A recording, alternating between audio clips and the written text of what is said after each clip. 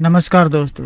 क्या आप ऐसी सरकारी योजना की तलाश में हैं जिसमें आपका पैसा पूरी तरह से सुरक्षित भी रहे और आपको हर महीने एक निश्चित आय भी मिलती रहे? सोचिए, अगर आप सिर्फ एक बार निवेश करें और अगले 5 वर्षों तक हर महीने नियमित आय प्राप्त करें तो कैसा रहेगा।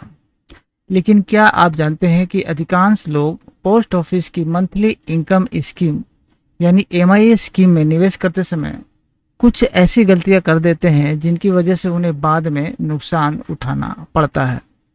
इस वीडियो में मैं आपको पोस्ट ऑफिस एमआई स्कीम 2026 की पूरी जानकारी दूंगा।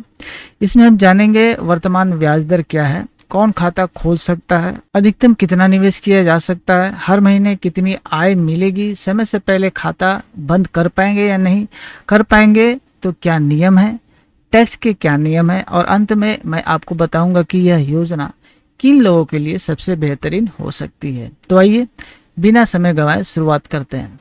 दोस्तों, सबसे पहले ये समझते हैं कि post office monthly income scheme आखिर है क्या। यह भारत सरकार द्वारा संचालित स्मॉल सेविंग स्कीम है जिसका उद्देश्य निवेशकों को एक मुक्त निवेश पर हर महीने नियमित ब्याज के रूप में आय प्रबंध करवाना। यदि आपके पास एक निश्चित राशि है और आप उसे बिना किसी जोखिम के निवेश करके हर महीने निश्चित आय प्राप्त करना चाहते हैं तो ये योजना आपके लिए एक अच्छा विकल्प साबित हो सकती है।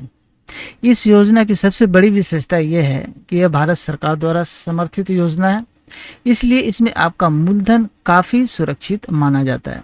इसी कारण से ये योजना विशेष रूप से सेवानिवृत्त कर्मचारियों, वरिष्ठ नागरिकों, गृहिणियों तथा ऐसे निवेशकों के बीच लोकप्रिय है जो बिना जोखिम के नियमित आय चाहते हैं। अब बात करते हैं सबसे महत्वपूर्ण विषय की। वर्तमान में पोस्ट ऑफिस एमआईए स्कीम पर 7.4% वार्षिक ब्याज दिया जाता है। ध्यान देने वाली बात यह है कि यह ब्याज आपको हर महीने दिया जाता है, अर्थात इस योजना में ब्याज जोड़कर दोबारा निवेश नहीं किया जाता, यानी कि कंपाउंडिंग ऑफ इंटरेस्ट इसमें नहीं होता, बल्कि प्रत्येक माह आपको खाते में ब्याज की राशि जमा कर दी जाती है। यदि आपका उद्देश्य हर महीने निश्चित आय प्राप्त करना है तो ये योजना उसी उद्देश्य के लिए पर्टिकुलरली बनाई गई है। अब जानते हैं कि इस योजना में कौन निवेश कर सकता है। यदि आप भारत के निवासी हैं और एक वयस्क हैं तो आप इस योजना में एकल खाता खोल सकते हैं, यानी कि सिंगल अकाउंट खोल सकते हैं। इसके अतिरिक्त पति पत्नी या अधिकतम 3 एडल्ट मिलकर जॉइंट खाता भी, यानी कि संयुक्त खाता भी खोल सकते हैं। नाबालिग के नाम से भी खाता खोला जा सकता है, लेकिन उसके लिए अभिभावक की आवश्यकता होती है। हालांकि एनआरआई इस योजना में निवेश नहीं कर सकते।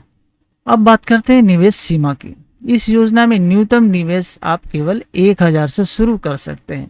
इसके बाद 1000 के गुणकों में निवेश किया जा सकता है, यानी कि 1000, 2000, 5000, 10,000, 1 लाख, 5 लाख ऐसे करके। यदि अधिकतम सीमा की बात करें तो आप सिंगल अकाउंट में 9 लाख तक निवेश कर सकते हैं। संयुक्त खाता यानी जॉइंट अकाउंट खोल सकते हैं जिसमें आप अधिकतम 15 लाख तक निवेश कर सकते हैं।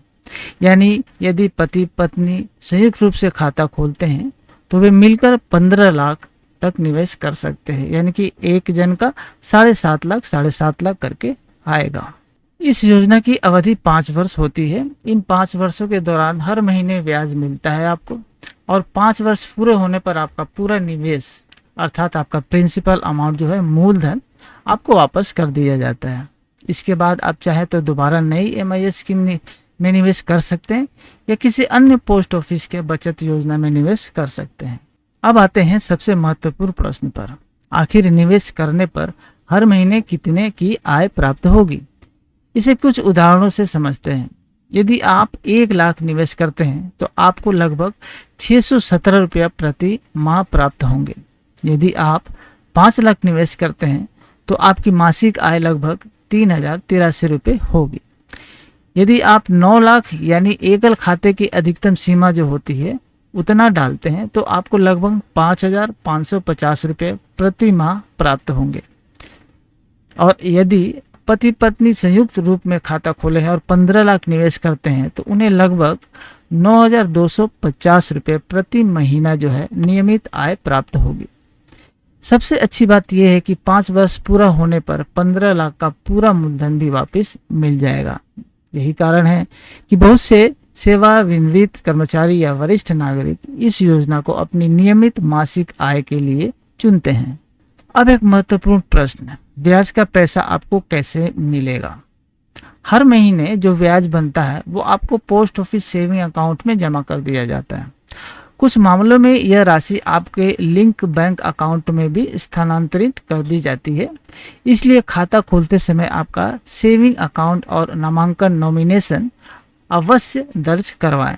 अब तक आपने जाना पोस्ट ऑफिस एमए स्कीम क्या है, वर्तमान ब्याज दर क्या है, कौन खाता खोल सकता है, अधिकतम निकासी कितनी है, हर महीने कितना आय प्राप्त होगा। लेकिन अभी सबसे महत्वपूर्ण जानकारी बाकी है।